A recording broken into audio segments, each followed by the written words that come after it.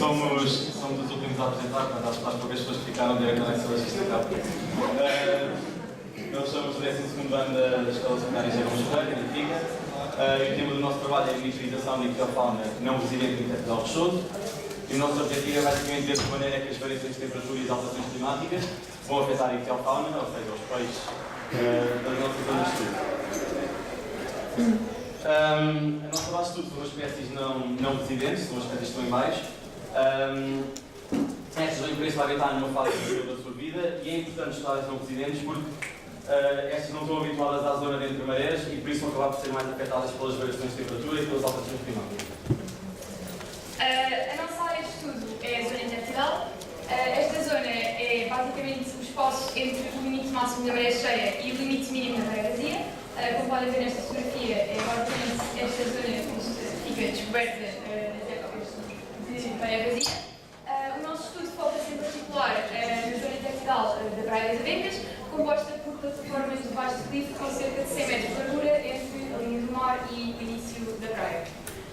Os nossos dados foram recolhidos em visitas realizadas ao mar, de 15 em 15 dias, no dia de maré vazia, e capturámos peixes com o recurso camaroeiros e com galochas e posteriormente observámos os peixes e medimos os seus tamanhos. Antes de prosseguir a apresentação, é importante dar uma ideia da importância relativa da nossa área de estudo. De um modo global, toda a costa portuguesa possui um grande interesse biogeográfico por se localizar numa zona de transição entre águas de diferentes temperaturas. Deste modo, a biodiversidade não vai ser, de certo modo, não vai ser estática, porque vamos encontrar tanto espécies com maior afinidade por águas temperadas quentes, como espécies com maior afinidade por águas temperadas frias, o que vai facilitar bastante o estudo da resposta da ictiofauna às alterações de temperatura. A nível mais particular, também a própria zona intertidal possui uma grande relevância, porque se trata de uma zona berçário para várias espécies de peixes, isto é, fornece refúgio e favorece o crescimento de vários peixes sulfados de rio. Tal como diz aqui, este vídeo está aqui colocado para mostrar um pouco do que podemos encontrar na zona intertidal da Praia das Abelhas. De facto, verifica-se que existe uma grande biodiversidade e que, prioritariamente, encontramos jardins. Bom, aqui temos um gráfico de temperatura, que tem os valores dos últimos 30 anos, e no eixo das ordenadas temos as médias de temperatura. Em cima temos as temperaturas médias de verão dos últimos 30 anos e em baixo as de inverno, mas vamos só focar-nos nas de inverno, porque são estas que vão influenciar a ictiofauna e dizer se de facto é um ano frio ou um ano quente. Como podem ver, ao longo dos últimos 30 anos, pela descrição linear, a temperatura tem aumentar exponencialmente. No entanto, esta temperatura ocorre ciclicamente, daqui a 5 anos e aumenta, depois cresce outra vez, 5 anos aumentar, apesar desta irregularidade, mas a temperatura em si ocorre de forma cíclica. Vamos só focar-nos nestes 2 anos aqui, 2009 e 2011, que são os nossos anos de estudo. 2009 é um dos anos mais frios dos últimos 30 anos e 2011 que é um dos anos mais quentes dos últimos 30 anos. Em primeiro lugar, começámos por analisar as espécies que aparecem em cada ano na nossa área de estudo. Como devemos verificar, nem todas as espécies estão presentes no intertidal em ambos os anos, embora a maioria das espécies esteja efetivamente presente em ambos. Verificamos deste modo que existem 2 espécies que não foram registadas no ano 2011, foram unicamente registadas no ano 2009, e que 4 espécies não foram registadas no ano de 2009. Observando o total de espécies que foram registadas em cada ano, verificamos que em 2009 foram registadas 3 espécies, enquanto que em 2011 registaram 15 espécies. Para facilitar e permitir uma melhor análise dos nossos resultados, dividimos as espécies que trabalhámos em 3 grandes grupos. Em primeiro lugar, as espécies estruturantes, as espécies cuja presença no intertidal é certa independentemente das variações de temperatura, as espécies com maior afinidade por águas temperadas frias e as espécies com maior afinidade por águas temperadas quentes. Aqui no nosso slide estão apenas identificadas as espécies que aprofundámos em outros aspectos.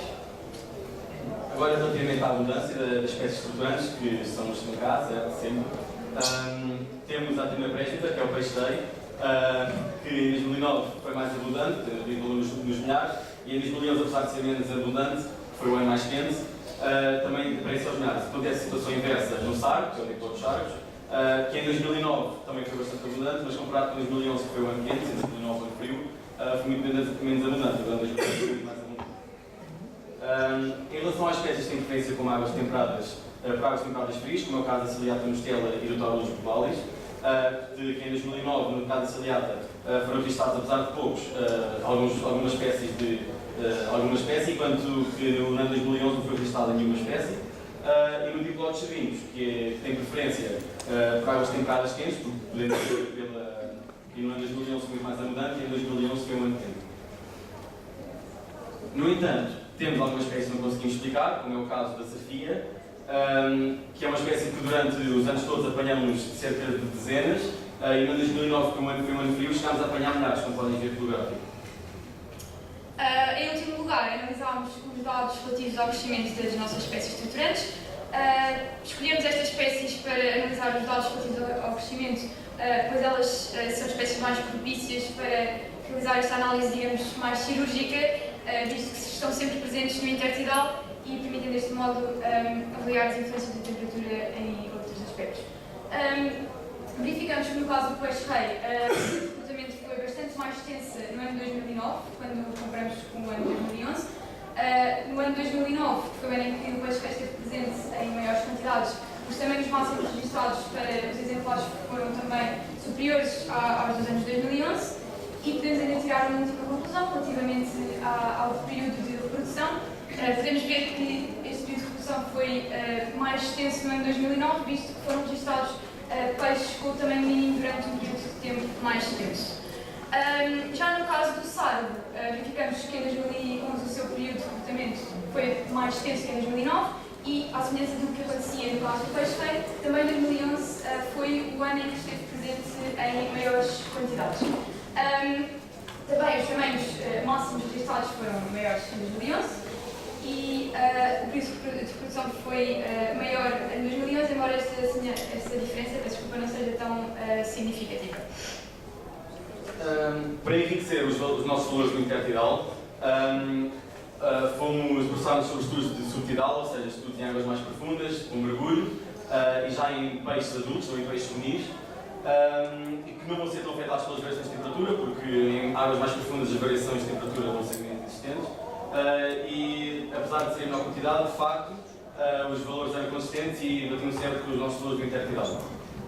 Conseguindo assim concluir que as variações de temperatura vão ter alterações e vão afetar a ictiofauna, porque as pessoas pensam e nós pensamos que os peixes que estão na nossa costa, de facto, são os peixes da costa portuguesa, que estão sempre cá, mas temos de ter atenção, nós vivemos numa zona de divisão de águas temperadas quentes e águas temperadas frias, e de facto esta variação de temperatura vai influenciar a presença ou a ausência, o crescimento e a abundância de algumas espécies.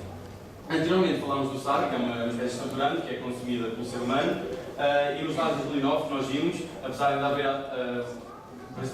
bastante espécies de sargos, vimos que era um valor reduzido comparado com 2011.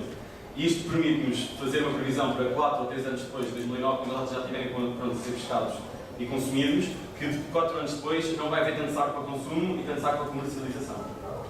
É importante deixar claro que nós não podemos generalizar e globalizar as nossas conclusões, visto que estamos sujeitos a uma série de fatores limitantes. Em primeiro lugar, o nosso trabalho só tem em conta o fator de temperatura, mas na realidade existem uma série de outros fatores que vão afetar os nossos resultados e na realidade eles são o resultado de um conjunto de fatores que interagem entre si. Estes fatores podem ocorrer não só a nível ambiental, como é o caso do estado do mar, ou do próprio vento, ou de correntes, como também a nível da própria biodiversidade no ecossistema, em casos de competição entre espécies ou até com a presença de espécies invasoras na nossa costa portuguesa. Em segundo lugar, o nosso espaço de observação é relativamente reduzido. Deste modo, o facto de verificarmos certos padrões de abundância, presença, ausência e crescimento no intertidal da Praia das Abencas não quer necessariamente dizer que estes padrões se verifiquem em áreas mais abrangentes. Em último lugar, o nosso período de observação é bastante reduzido também. Trabalhamos com dados apenas de 2 anos e é claro que com estes dados não podemos tirar conclusões tão completas como poderíamos se utilizássemos dados por hipótese de um estudo de 50 anos. No entanto, escolhemos 2 anos apenas por questões práticas, porque realmente não temos tempo para abordar dados de um período mais extenso, mas como neste caso o nosso objetivo era estudar a temperatura, escolhemos 2 anos que representam situações extremas, foi bastante razoável e suficiente. Em último lugar, acredito que muitos de vocês já se tenham perguntado porque é que nós em 2016 estamos a fazer um trabalho com dados de 2009 e de 2011. Relativamente a 2009, há uns slides atrás nós referimos o caso da safia, que é um peixe que habitualmente aparece no intertidal da Praia das Avencas na casa das dezenas. Portanto, não costumam ser registados mais de umas dezenas de indivíduos. No entanto, em 2009, esses valores dispararam completamente e foram registados mais de 7 milhares de indivíduos. O que é curioso é que em 2016, até agora, foram registadas algumas centenas de safias no intertidal da Praia das Avencas. Portanto, estes padrões já estão a fugir à normalidade e parece que tudo indica para que 2016 seja um ano bastante semelhante ao de 2009 em termos de resultados. No entanto, a época de recrutamento está a começar apenas agora, pelo que não podemos ainda concluir nada relativamente ao ano inteiro de 2016, mas esperamos que em breve possamos confirmar as nossas especulações como sendo verdadeiras ou como sendo apenas hipóteses. Pronto, e acho que é tudo, falta só o Miguel. Sim, vários agradecimentos às equipas que estiveram envolvidas neste trabalho, também ao professor Frederico e à nossa professora da escola, professora Rui. E pronto, sim, tudo assim.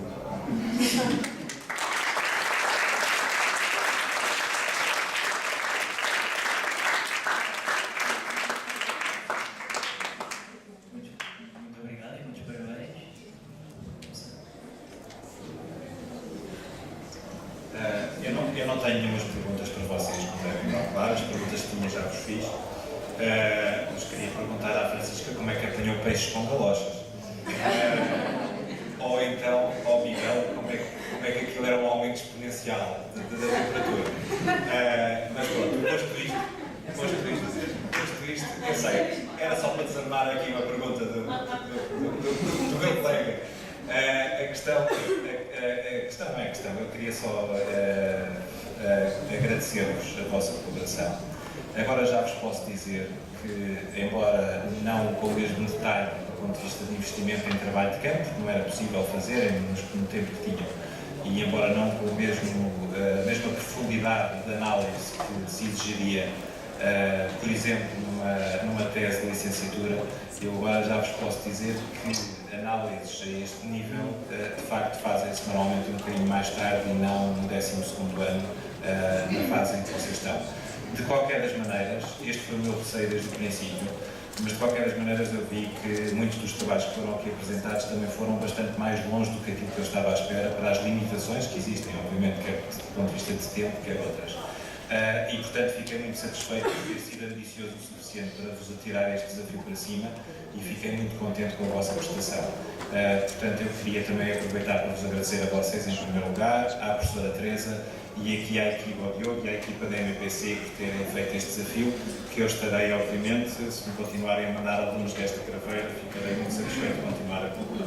Obrigado.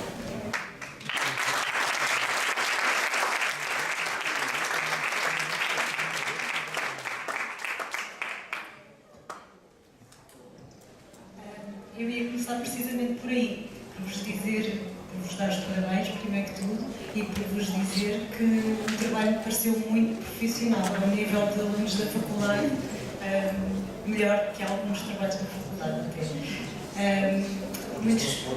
Mas é verdade, eu acho que temos que dizer.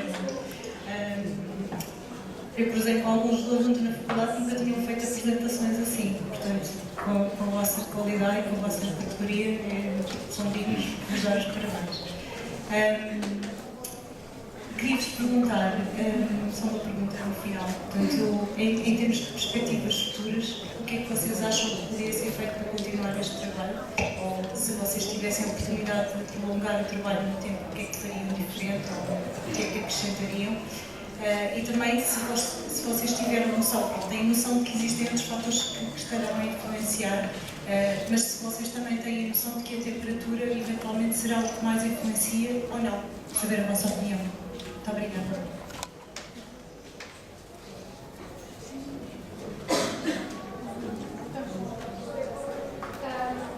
Queria só dizer que este trabalho está em continuação ainda. De 15 em 15 dias a equipa de Frederico ainda vai à Praia de Sabengas e faz esta investigação. E como já referimos, os resultados até agora obtidos têm sido parecidos com os resultados de 2009, de um ano frio, portanto é isso que se espera, que este padrão se mantenha. E acho que E só outro ponto de vista. Se a temperatura e se os valores das espécies que temos, das não residentes que investigámos e que tivemos dados, se os valores de temperatura bateram certas para todas e se não bater certo agora, passados estes anos todos, significa que de facto a temperatura é o principal fator, um dos principais fatores da presença e abundância destes peixes na nossa zona. obrigada.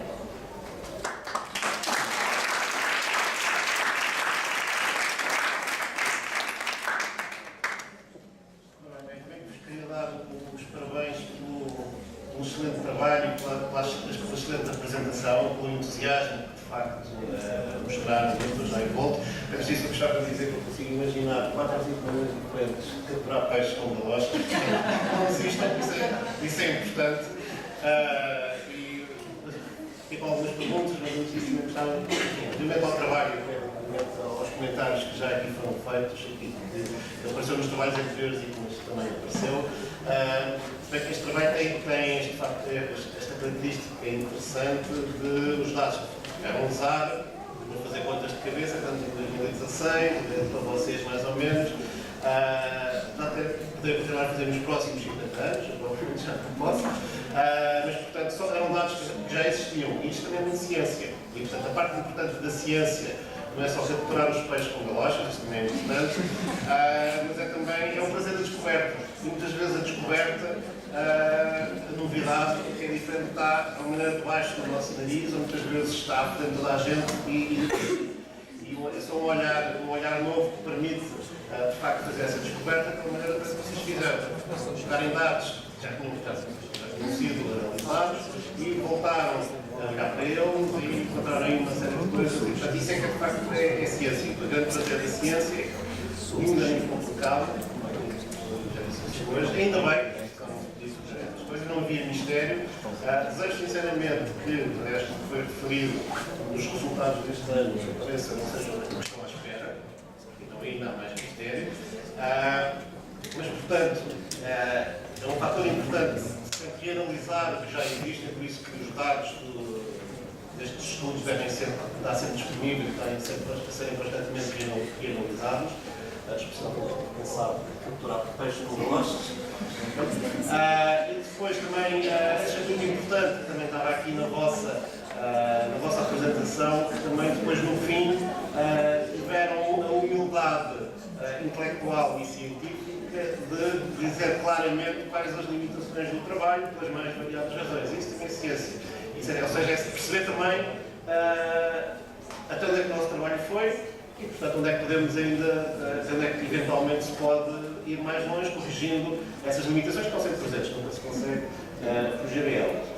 As perguntas que eu tenho, a primeira pergunta é, portanto, se aquela série de médias de temperatura são médias globais, ou seja, onde é que vem aquelas temperaturas? São médias de satélite da zona de Cascais, porque nós há 30 anos é possível estamos lá de mundo. São médias de satélite da zona de Cascais. Ok, a minha questão é essa, porque anos, mas também não estavam lá há 4 anos ou 5 não estavam lá para recolher as espécies, não é? Mas, portanto, a minha questão é essa porque se calhar seria interessante, a minha questão é se não existiam mesmo depois de medições diretas. Por satélite, mais uma vez, é isto, basta acontecer muito bem, é uma região que está a ser já uma média de uma média, e portanto, ao ponto de na altura não se tenham pedido os valores da temperatura. Ok, acontece, é assim, lá está, temos a trabalhar com o que tem. A segunda questão que me surgiu foi até que ponto estes dados, portanto, nos 2 anos, especialmente a contagem das abundâncias, foi feito pelas mesmas equipas, não foi feito pelas mesmas equipas, o tempo investido foi o mesmo, por isso é ruído ou são publicações, são publicações que podem ser introduzidas no documento. Portanto, os 2 anos, como nós começámos o trabalho extenso, foram desconhecidos, portanto. Não sabemos o que passou. E foi feito pelas minhas equipas também, como foi feito ao longo do ano, foi feito no mesmo período de tempo e todas as minhas equipas. Sempre tivemos com a mesma dificuldade de observar e